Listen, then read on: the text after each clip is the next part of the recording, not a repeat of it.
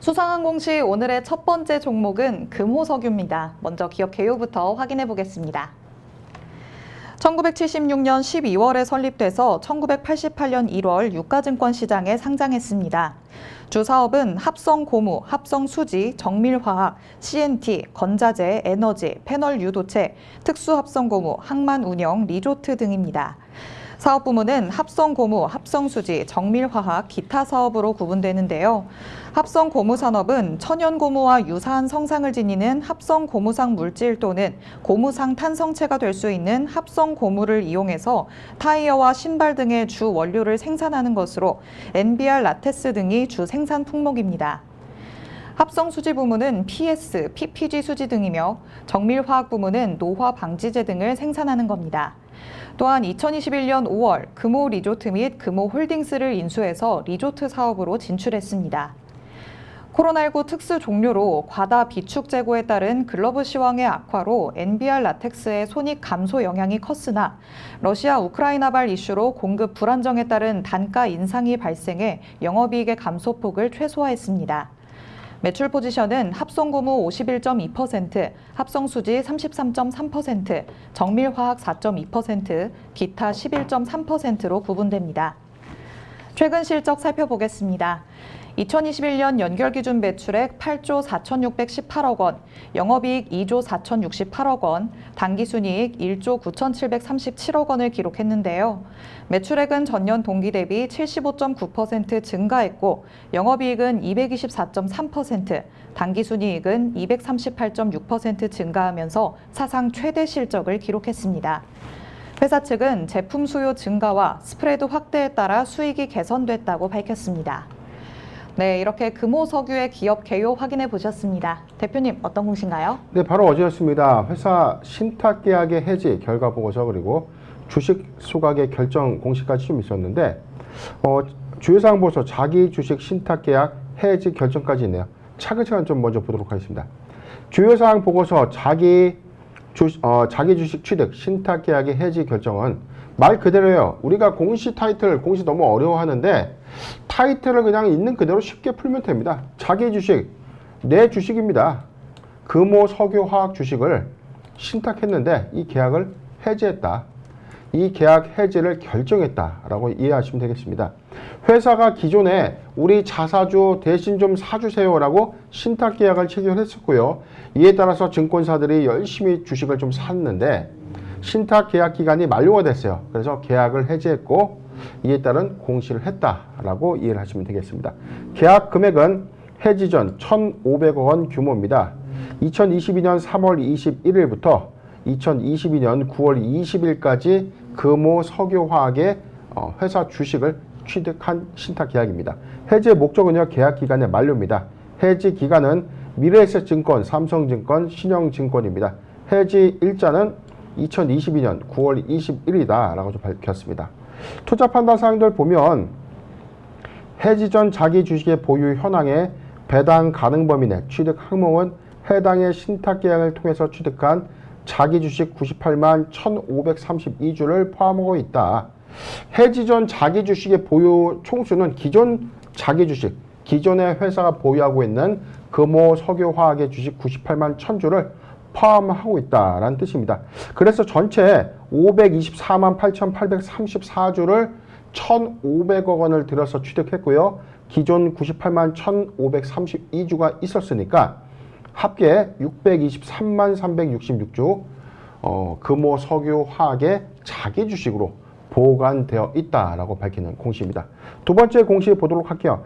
이거 신탁계약 해지 결과 보고서는 뭐 큰 의미는 없습니다. 원론적인 어떤 공시라서 시간이 되신다면 한 번쯤 좀 읽어보시면 되는데 제가 여기 해지 결정 공시 문안 안에서 다 설명 좀 드렸기 때문에 바로 주식 소각 결정 공시 보도록 하겠습니다. 주식 소각의 결정입니다. 말 그대로 주식을 소각, 없앴다. 주식을 없애는 결정을 했다라는 뜻입니다. 소각할 주식의 전체 총수는요, 98만 1,532주입니다.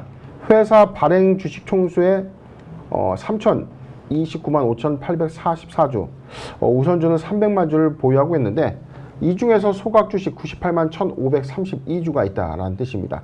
소각할 주식의 취득 방법은 기존에 취득한 자기 주식을 소각하겠다는 뜻입니다. 소각 예정일은 9월 27일입니다. 하단 내용 넣어보도록 하겠습니다. 2022년 3월 21일부터 9월 20일까지 회사가 보유한 보통주 98만 1,532주가 회사로 귀속됨에 따라서 주주가치 제고를 위해서 98만 1,532주를 소각하겠다는 뜻입니다. 종가 기준의 평가 금액이 1,499억 원 규모예요. 신탁계약 종료에 따라서 자기 주식 취득분 전량에 대해서 소각해서 주식을 없애겠다라고 밝히는 공시입니다. 네, 금호석유가 주주가치 제고를 위해서 자사주를 소각하겠다라고 결정을 했습니다. 올해 배당금으로도 2억 8천억 원가량을 집행을 했는데요. 이렇게 주주 환원 정책을 점점 더 확대해 나가고 있는 모습인 것 같아요. 네, 금호석유 뭐 히스토리가 좀 있었어요. 조카였죠. 당시 최대 주주였던 이 박철환 전 상무죠. 박철환 전 상무와 삼촌 간에 이 경영권 분쟁이 좀 끊임없이 좀 야기가 됐고요. 박철환 전 상무를 주축으로 한 이 기업가치 제고, 주주가치 제고를 위한 환원 방침에 대해서 경영권 분쟁 소송이 2번에 걸쳐 좀 있었지만 결국 삼촌이 좀 승가했죠. 박창구 회장이 최종적으로 좀 승기를 좀 잡으면서 경영권 분쟁은 좀 일단락됐고요. 그럼에도 불구하고 2020년, 2021년도 코로나19 최대 수요로 금호석유화 막대한 돈을 벌었고 막대한 영업이익을 달성한 바 있었어요. 그럼에도 불구하고 주가가 크게 반영받지 못하고 계속해서 점진적으로 좀 이 저점을 좀 깨는 너무 낙폭이 심하다 보니까 투자자 불만, 주주의 불만이 굉장히 좀 심화됐었습니다. 그래서 올해 초에 3월에 정총 당시에도 앞으로의 금호석유화학의 어떤 미래 비전 그리고 주주 환원 정책에 대해서 발표한 바 있었고 이에 따라서 첫 번째 자기 주식을 취득을 하게 됐고요. 이에 따라서 이 취득한 자기 주식을 전량 소각함으로써 유통지수의 어떤 감소 요인으로 좀 작용될 수 있다. 이게 금액 여하는 좀 떠나서 시가총액의 규모가 좀 있기 때문에 네. 큰 영향이 있다 없다를 좀 떠나서요. 저는 회사가 그래도 주주가치 환원 정책을 수립한다. 기존에 확보한 이 자기 주식을 다시금 매각할 수 있거나 매각하거나 아니면은 뭐 교환사채를 발행하거나 현금화할 수 있는 영향들이 좀 크거든요. 그런데 소각한 취득한 기존의 자기 주식을 소각한다는 것은 회사의 어떤 주주 환원 정책이 성실하게 좀 이행되고 있다. 이렇게 판단을 해 볼 수 있습니다. 지금 내용을 좀 보면 전체 사항에서 지금 저는 이렇게 보고 있어요. 회사 측에서 지금 이 올해 배당금으로도 주당 10,000원, 우선주는 1,050원을 좀 설정하면서 전체 2,800억 원의 배당금을 집행한 바가 있었죠. 네. 고배당 성향을 유지하고 주주가치 제고 차원을 위해서 자기 주식을 취득하고 이에 따른 소각 행위가 좀 면밀하게 좀 잘 이루어지고 있는데 주가 반영이 좀 너무 크지 못하다 보니까 아직도 이 투자자 입장에서 굉장히 좀 배가 고픈 실정이 아닌가 판단을 해봤습니다. 네, 이런 공시 내용이 나왔음에도 불구하고 주가에 큰 영향을 미치지 않아서인지 지금 시청하시는 분들도 이게 악재인가요? 물어보시는 분도 있고 참 어렵다라고 말씀하시는 분도 있습니다. 이런 공시가 떴을 때는 저희가 보통 그럼 어떤 뉴스라고 받아들여야 하는 걸까요? 이거는 좋은 공시예요. 우리가 어원 그대로 받아들여야죠. 회사가 회사의 돈으로 회사의 주식을 사서 없앤다. 주식이 사라진다는 것은 잠재적인 유통지수가 없어진다는 것이죠. 네. 그 규모가 더 크면 좋겠죠. 발행 주식수의 20%가 사라진다. 좋은 거 아닙니까? 갑자기 1,000만 주가 20%가 사라져요. 200만 주가 사라져서 없어지고 800만 주 안에서 유통지수도 다시. 시가총액은 감소 요인은 있지만 오히려 상승 여력은 충분하다. 이 관점에서는 자기 주식 소각 결정 저는 긍정적인 기류다. 그런데 이게 시장에서의 어떤 반응이 굉장히 좀 중요한 것이죠. 회사가 아무리 열심히 노력을 해도 주가 부양이 잘 통하지 않는 형국도 있는데 그럼에도 불구하고 어제 기준에서는 그래도 한 4%대 상승 흐름을 좀 보여주면서 시장에서는 좀 환호를 해줬습니다. 아직 갈 길이 멀다. 지금 고점 대비해서 차트 잠깐 보면 금호석유 코로나19의 최대 수요를 받았다. 자, 이 관점이에요. 제가 금호석유와 장기적 관점에서 취득해도 괜찮다라고 좀 말씀드린. 자, 요 구간이었어요. 2020년대 때부터도 제가 금호석유화학 주목해도 괜찮다. 자, 요 구간입니다. 요 구간에서도 제가 언급을 해드리고 난 이후에 오히려 상승폭을 좀 더 크게 가져간 흐름들을 좀 보여줬다는 것이죠. 다름 아닌 뭐였냐? NB 라텍스입니다. 이게 뭐냐면 코로나19가 갑자기 확산되니까 우리가 코로나 어떻게 옮기죠? 자, 이 타액, 침이나 그 다음에 호흡기에서의 어떤 접촉, 그 다음에 손으로 인한 접촉. 그래서 NB 라텍스가 우리가 흔히 알고 있는 라텍스 장갑의 주 원재료예요. 오. 라텍스 장갑의 수요가 너무나 빠르게 커지니까 의료 현장도 그렇지만 우리가 일상에서도 많이 구비를 좀 해봤죠. 네. 그러다 보니까 NB 라텍스의 품귀 현상까지 좀 벌어지면서 NB 라텍스의 이 원재료를 공급하고 있는 금호 석유화학의 최대 호황기가 좀 있었습니다. 이 주가 반영 이후에 포스트 코로나 2021년도 하반기를 기점으로 주가가 지속적으로 좀 하락하고 있어요. 그런데 최근에 고유가 기조임에도 불구하고 상승폭이 좀 더 제한된 흐름. 그래도 빠져도 너무 빠진다.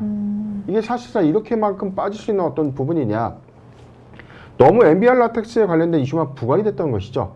회사의 추가적인 소재 사업 부분의 역량도 우리가 좀 잘 체크를 해야 되는데 시장에서의 어떤 실적적인 어떤 감소 요인에 따른 어떤 이 둔화 이 부분이 주가의 어떤 하락을 좀 주도했다라고 보기보다는 금호석유화학의 시장의 어떤 관심도가 좀 크게 떨어질 수밖에 없는 요인. 굉장히 좀 산업 자체가 좀 무거웠어요. 네. 그런데 코로나19의 특수가 사라지는 셈이 되다 보니까 우려감이 작용됐다라고 판단을 해봤습니다. 네, 금호석유에 대한 기업 가치가 떨어졌다라기보다는 시장 전반에 대한 관심이 조금은 떨어진 것 같다라고 말씀을 해주셨습니다. 그런데 금호석유는 올해부터 내년까지 사업별 생산 시설을 늘린다고 합니다. 금호석유가 이끄는 사업들이 굉장히 다양한데요. 그 중에서도 합성 고무 영역에서의 수익 증가가 기대된다고 합니다. 이 부분은 어떤 내용인가요? 네, 이 회사 강점을 갖고 있는 회사가 있죠. 반기보고서 내용 잠깐 보면. 항상 제가 공식처럼 외워야 된다. 자면서도 외워야 된다. 2번, 4번이에요. 주요 제품 서비스를 보면 합성, 고무, 합성, 수지, 정밀, 화학입니다. 크게 4가지 사업 부분으로 구분됩니다. 합성, 고무 제품의 합성, 부자재가 겸비되면서 만들어진 제품이다.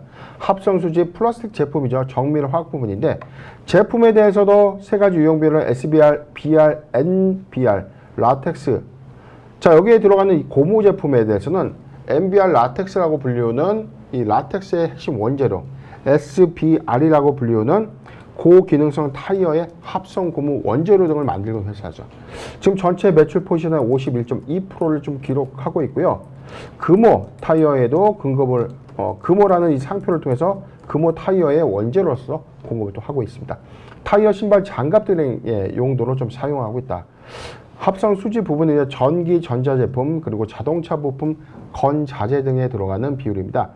33.3%가 해당되고 있고요. 그리고 노화방지제, 가왕촉진제, 고무의 노화방지, 고무의 가왕촉진을 발생시켜주는 첨가제입니다. 4.2%의 비율을 좀 보유하고 있고 기타 부분에 대해서는 CNT 스팀, CNT 건재제, 공장, 유틸리티, 자산, 임대 등 기타 사업 부분 11.3%로 구분되고 있는데 합성 고무 제품의 초호황기를 이끌었던 2020년도와 2021년도 상반기 대비해서 포스트 코로나19 이후에 수요가 감소되면서 일시적인 손익 감소 요인은 있었다.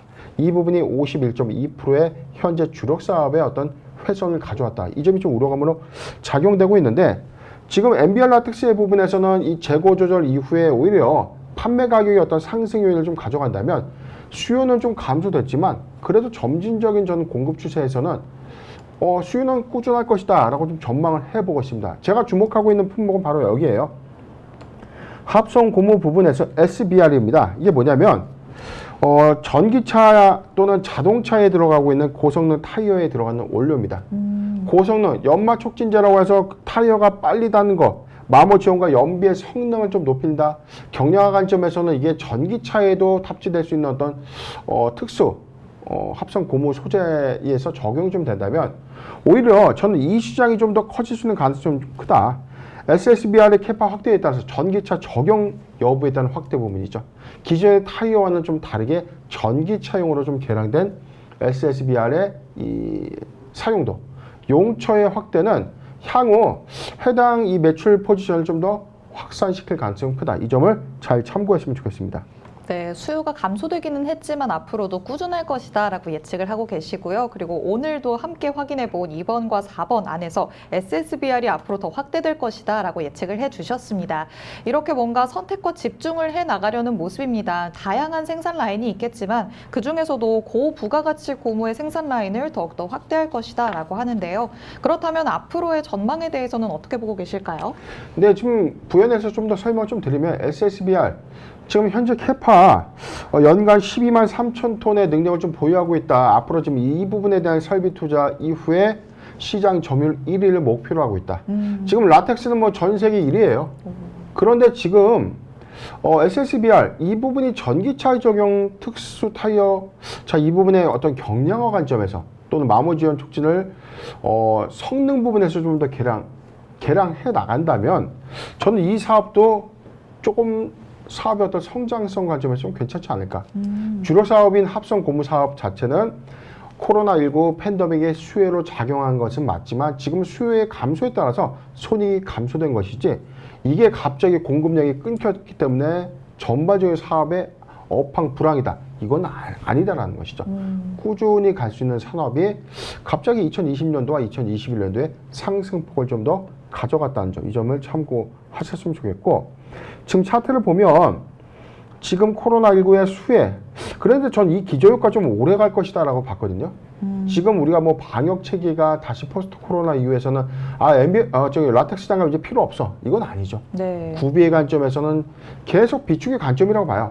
다만 이 코로나 시국을 거치면서 이 장갑의 수요가 좀 더 증가됐다는 것은 감소됐다는 이 원인은 비축 재고량이 좀 그만큼 늘었다. 자, 이 관점 하에서는 그래도 당장의 손익 감소 요인은 있지만 그래도 저는 꾸준한 이 현 업황을 좀 유지하지 않을까 판단을 해봤습니다. 지금 일봉상의 기준 굉장히 좀 저점의 영역대까지 좀 떨어졌습니다. 이게 시장에서는 2020년도 그리고 2021년도에 비해서 굉장히 회사의 이 매출, 손익의 어떤 감소 요인으로 좀 작용되면서 너무 비교치에 대한 눈높이가 커진 현상 때문에 그래요. 저는 오히려 매수 유효 구간으로 좀 봤는데 이렇게 봤습니다. 11만 5천 원, 11만 5천 원에서 12만 8천 원, 11만 5천 원에서 12만 8천 원 구간 포트 비중 5%의 분할 매수 의견을 좀 제시해 드리고요. 만약에 11만 5천 원이 좀 이탈된다면 요 구간이죠. 11만 2천 원에서 12만 5천 원 구간, 11만 2천 원에서 12만 5천 원 구간은 추가 포트 비중 5%의 분할 매수 의견을 좀 제시해 드리겠습니다. 아직 배당의 성향은 좀 높다. 회사는 이익을 내는 만큼의 환원 정책은 지속적으로 좀 펼칠 것이다. 이 점을 잘 참고하셨으면 좋겠습니다. 네, 현재 주주가치 재고를 하는 모습도 확연하게 드러나고 있는 상황이고요. 라테스 부문으로는 꾸준한 업황 유지가 예상되고 있고 그리고 SSBR 성장성 측면에서도 기대해 볼 수 있다라는 말씀해 주셨습니다. 현재 주가의 흐름을 보시면 저점 영역대에 도달해 있다라고 볼 수 있겠는데요. 11만 5천 원에서 12만 8천 원 사이에서 포트 비중 5%의 분할 매수 의견 주셨고요. 또 그리고 11만 5천 원을 이탈하게 된다면 11만 2천 원에서 12만 5천 원 사이 추가 포트 비중 5%의 분할 매수 의견 주셨습니다. 여러분이 투자 전략 세우시는데 참고하시기 바랍니다. 이렇게 첫 번째 종목이었던 금호석유 만나봤습니다. 이어서 살펴볼 오늘의 수상한 공시 두 번째 종목은 셀피 글로벌입니다. 먼저 기업 개요부터 확인해 보겠습니다. 1998년 11월에 설립돼서 2010년 10월 코스닥 시장에 상장했습니다. 주 사업은 신용카드의 제조 및 판매인데요. 비자, 마스터카드, JCB, 아멕스 등의 제조 인증을 받아서 전자화폐 신용카드를 제조하며 금융사와 신용카드사 등으로 납품하고 있습니다. 스마트카드와 관련된 코스와 제조 부문으로 사업이 구분되는데 세부적으로 신용카드, 체크카드, 교통카드, ID카드 등으로 구분되고 메탈카드 등의 프리미엄 카드 제품을 출시해서 영업력을 확대하고 있습니다. 매출 포지션은 카드 사업 부문 98.1%, 기타 1.9%로 구분됩니다. 최근 실적 살펴보겠습니다. 2021년 연결 기준 매출액 278억 원, 영업손실 107억 원, 당기순손실 132억 원을 기록했는데요. 매출액은 전년 동기 대비 0.1% 증가했고 영업손실은 238%, 당기순손실은 305% 증가했습니다. 회사 측은 공정거래위원회 과징금 부과 예정에 따른 충당부채 반영과 전환사채 공정가치 반영에 따라 손실이 증가했다고 밝혔습니다. 네, 이렇게 셀피글로벌의 기업 개요 확인해 보셨습니다. 대표님, 어떤 내용인가요? 근데 최근에 이 주가의 어떤 이상 흐름 때문에 굉장히 이 보유자 관점에서 고통을 좀 받고 있는 종목이었어요. 셀피글로벌 뭐 분석 요청도 좀 몇 번 있었고 이를 좀 검토를 좀 해봤는데 굉장히 냄새가 좀 많이 났던 종목입니다. 먼저 스토리부터 좀 보도록 하죠. 회사 9월 8일에 최대 주주 변경 소식을 좀 밝힌 바 있었습니다. 내용 보도록 하겠습니다. 최대 주주 변경입니다. 변경 전 최대 주주는요, 주식회사 오름 FM인데 변경 후 로켓 인터내셔널로 보유지분 15.7%를 취득하면서 578만 주의 지분을 양수했다라고 밝힌 사실이 좀 있었죠. 최대 주주 변경을 수반하는 주식 양수도 계약을 체결했는데 이로 인해서 최종적인 잔금 납부가 됐고요. 그래서 로켓 인터내셔널로 최대 주주가 좀 바뀌었다라고 좀 발표를 한 바가 있었습니다. 그런데 인수 이후에 임원 선해임에 대한 계획은 또 없어요. 인수일 현재 임원의 선해임의 계획은 없다. 기존의 경영진 체제를 좀 유지하는 것인가? 좀 냄새가 좀 났죠. 두 번째 공시를 좀 보면 이에 따라서 지분 공시도 좀 있었고요. 로켓 인터내셔널이 새롭게 신주를 좀 취득했다라고 좀 밝혔는데 갑자기 회사 이에 따라서 뭐 전환사채 발행 결정도 좀 있었죠. 내용을 보면 9월 20일 날 납입하기로 했던 이 전환사채를 11월 30일로 또다시 연기를 좀 한 차례 했고요. 두 번째, 주총 소집 결의를 불러놨는데 자, 이 기준일도 지금 2022년 12월 9일에서 10월 30일자로 주주총회 일정을 좀 더 땡겼습니다. 그런데 아직 안건은 확정된 내용이 좀 없죠. 9월 20일자 공시를 좀 보면요. 주권 관련 사채권의 처분 결정입니다.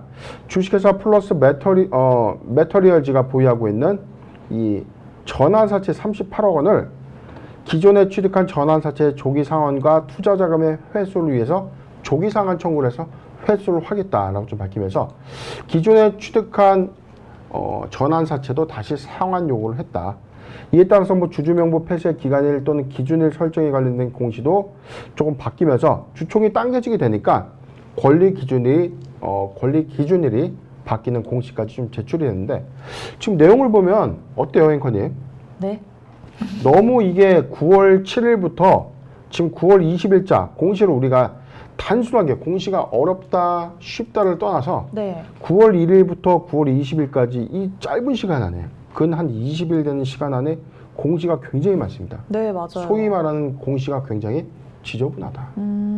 우리가 통상적으로 기업들 공시 이렇게 많이 안 보잖아요. 그쵸. 한 달에 많이 나오면 몇 개 안 됩니다. 어떤 회사는 반기 보고서 내고 난 이후에 아무것도 없어요. 어떤 회사는 사업 보고서 내고 난 이후에 한두 개 나오고 반기 보고서. 그래서 이 공간이 굉장히 또 슬림한. 그런데 한 가지 착시 현상이 있습니다. 공시가 굉장히 지저분한다. 정정에 정정을 거듭하면서 계속 미확정 공시 나가고 이런 회사들 이면이 기대감의 주가는 올랐는데 결국에 어떻게 됐죠? 진행되는 사업이 제대로 된 것이 하나도 없고 오른 만큼 다 빠져요. 그런데 여기서 우리는 또 현혹돼서 다 하기만 하죠. 굉장히 주의를 해야 되는 요구였습니다. 9월 8일에 최대 주주 변경을 하고 난 이후에 다시금 자기 주식 처분 결정을 했다가 이 처분 결정일도 일정 기간을 또다시 연기를 합니다.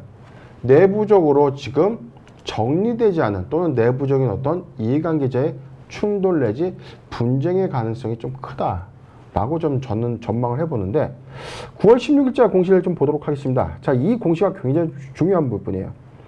회사는 578만 주의 주식을 취득했다라고 좀 밝혔는데 이 이후에 9월 19일이죠. 며칠이 지나지 않아서 최대 주주 변경을 수반하는 주식담보 제공 계약의 해제, 취소 사실을 밝혔습니다. 기존 변경 후 최대 주주가 보유하고 있는 578만 주를 담보로 맡겼는데 여기에 설정된 담보액이 240억 원의 규모예요. 그런데 전량 반대 매매가 나가고 난 이후에 담보권이 모두 다 상실됐다. 그래서 지금 현재 얼마나 남았나? 128만 주 남은 거예요. 3.4%. 15.4%의 지분이 3.4%의 지분으로 줄어들었다. 그럼에도 불구하고 아직 최대주주 변경 신고도 안 해요. 아직 명부 패스를 못했기 때문에 이해는 합니다만 지배권을 상실했다. 아니, 최대주주가 지분이 다 날아갔는데 어떻게 주주총회에서 무슨 근거로 새로운 이사 및 감사를 선임할 수 있겠는가? 자, 이 부분이 굉장히 우려스러운 부분. 지배권을 상실했다는 것은 우리가 흔히 이야기하는 또다시 이 회사를 장악하고자 하는 이해관계인의 충돌이 거침없이 또 일어날 가능성이 크다는 것이죠. 만년 천면 뭐 이렇게 임기 연장을 할 수가 없어요. 임기는 3년입니다. 이사 및 감사 임기는 3년이에요. 아무리 최대주주, 그래서 최대주주가 경영권을 놓지 않는다는 것은 지분을 매각하지 않는 것이죠. 네. 내가 이 회사의 지배권을 가지고 있다는 것은 이사 및 감사를 등재시켜서 경영을 열심히 해야 되는데 지금 임기 꼴랑 3년인데 지배권은 3%가 남았어요. 어떤 근거로 지배권을 가져갈 것인가? 이 부분이 굉장히 중요한 포인트입니다. 네, 주가가 현재 최대 주주 물량의 반대 매매로 어제까지 이틀 동안 정말 급락하는 모습이었습니다. 회사를 인수한 지 일주일 만에 이렇게 최대 주주의 물량이 나온다는 건 도대체 무슨 상황인 건가요? 일단 뭐 반대 매매가 있었다는 건데 지금 약정사항이 있었을 거예요. 뭐 일정 구간에 주가가 밀리면 주식을 매도한다라는 어떤 약정사항이 좀 있었을 건데 그런데 좀 이해가 되지 않습니다. 지금 보면은 8월 25일자 주가 올랐어요. 그런데 지금 처분 예정일이 한 9월 16일? 지금 이 기점이 저는 자, 이 하한가 나온 날. 자, 이날 대량 처분은 된 것이라고 보는데 그렇다면 이제 로스컵 비율을 우리가 한 이 정도로 본다고 치더라도 경영권 양수도 계약 체결 시점에서 이 현재 3,800원, 4,200원 구간이 주식을 급하게 팔아야만 했을 구간인가. 이 부분에 대한 의구심이 있었다는 거죠. 추가적인 어떤 약정사항을 지키지 못했거나 이해관계인이 공개되지 않은 내부적인 어떤 문제가 있었다라고 유추되는 상황입니다. 네, 뭔가 석연찮은 구석이 확실히 있는 것 같습니다. 또 최근 3개월간 최대 주주가 이미 2번이나 바뀌었습니다. 자꾸만 이렇게 최대 주주가 바뀌는 데에도 뭔가 특별한 이유가 있지 않을까요? 최근에 KBS에서 이 기획 탐사 보도가 하나 있었어요. 그런데 이런 내용이 있었습니다. 이 상장 폐지를 당하는 기업들 또는 이 무자본 이 M&A 세력들로 하여금 이 무자본 M&A 세력들에 대한 어떤 심층 취재가 좀 있었는데 네. 자, 여기에 공통점이 좀 몇 가지가 있었어요. 한 가지 잦은 최대 주주의 변경, 그 다음에 보유 주식을 제3자인 최대주의 지분을 제3자 담보로 제공하는 거예요. 이 물량은 주가를 지켜주지 못한다면 반대 매매 나올 수 있죠. 네. 그런데 사채권자도 굉장히 좀 중요합니다. 뭐 증권사 또는 뭐 우리가 흔히 공신력 있는 기관 쪽에 돈을 빌릴 수 있어요. 뭐 최대 주주도 사람이니까 내 주식을 시장에 못 파니까 네. 내가 필요한 자금만큼 주식 맡기고 돈을 융통하는 건 당연한 얘기죠. 그런데 셀피 글로벌 KNJ였죠. 사채업자입니다. 자, 공신력 있는 기관이라고 보기에는 굉장히 어렵죠. 사채권에 대한 어떤 고이자에 대한 이슈가 좀 있었던 아니면 약정된 사항을 위반했었을 어떤 가능성 이런 부분들을 하여금 반대 매매가 있었는데 지금 일단 셀피 글로벌의 상황은 과거의 자한바이오죠. 자한바이오 사례와 좀 약간 대자비 되는 현상도 좀 있다.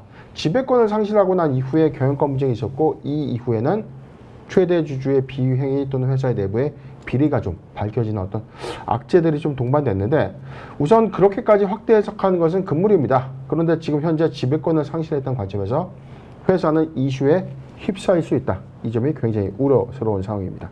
이 경영권 관련해서는 확실히 잡음이 상당히 많은 것 같기는 한데요. 그래도 사업 내용도 한번 들여다보기는 해야겠죠. 이 사업을 보면 2분기 매출액은 1분기에 이어서 흑자를 기록했습니다. 사업적인 측면에서 본다면 이 회사의 전망은 어떤가요? 일단 뭐 실적 기조 안에서는 그래도 좀 비교적 좀 견고한 흐름을 좀 보여주고 있죠. 159억 원의 현금을 좀 현재 반기에 보유하고 있습니다. 75억 원의 단기 금융상품을 합하면 200억 원대의 현금성 자산을 좀 보유하고 있고요.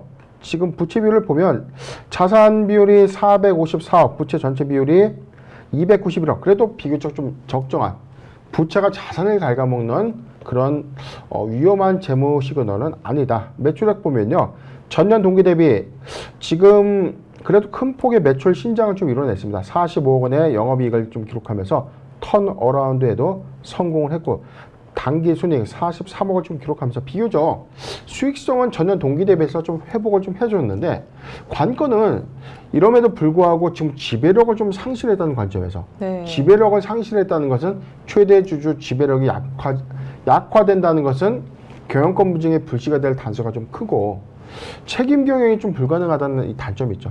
그래서 이 유실된 최대 주주의 자금을 왜 굳이 비싼 사채 자금을 동원해서 인수해야만 했는가? 자, 이 부분이 제가 굉장히 궁금한 퀘스천 마크인데, 지금 자, 주주에 관한 사항 내용을 좀 보더라도 기존의 최대 주주가 보유하고 있는 16.4%, 자, 이분들로 하여금 다시 최대 주주로 좀 등극하게 될 것인가? 그런데 양수도 계약으로 인해서 오름 FMB로 변경됐고, 다시 로켓 인터내셔널로 두 번째 바뀌게 됐죠.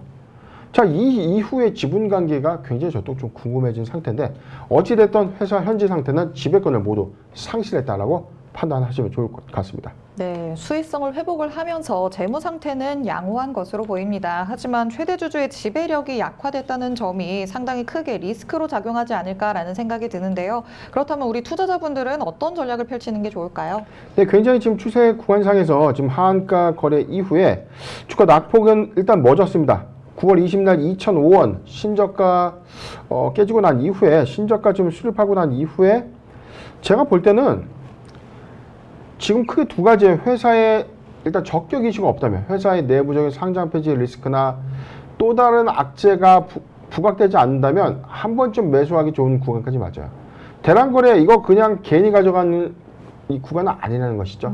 이 거래량을 그래도 취득한 큰손의 어떤 개입 부분이 좀 저는 감지가 좀 되고 있는데, 일단 저는 사실상 냉정하게 저 개인의 관점에서 이 주식은 안 삽니다. 그런데 단기적 관점에서 조금 단타 한번 좀 재미 보고 싶다라고 판단을 하신다면 전 요 구간이에요. 2,100원에서 2,300원, 2,100원에서 2,300원 구간은 비중 한 3% 정도만, 비중 3% 정도만 가져가도 좀 괜찮지 않을까.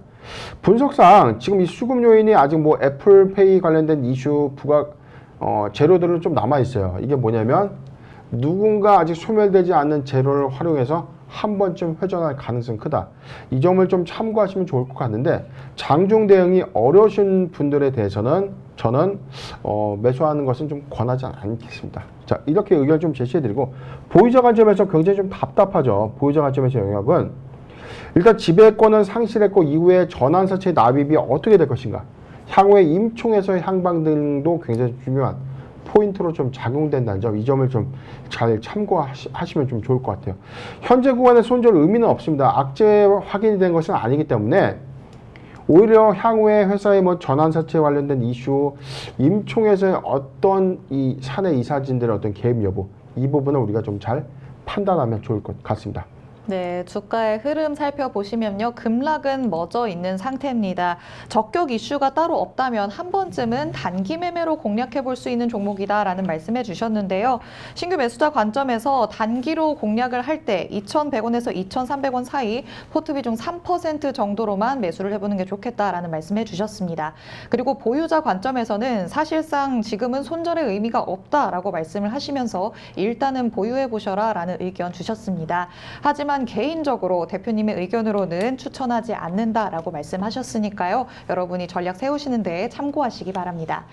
이렇게 두 번째 종목이었던 셀피 글로벌까지 만나봤습니다. 오늘 대표님께서 말씀해주신 각각의 포인트들이 여러분이 투자 전략 세우시는 데 많은 도움이 됐으면 좋겠습니다.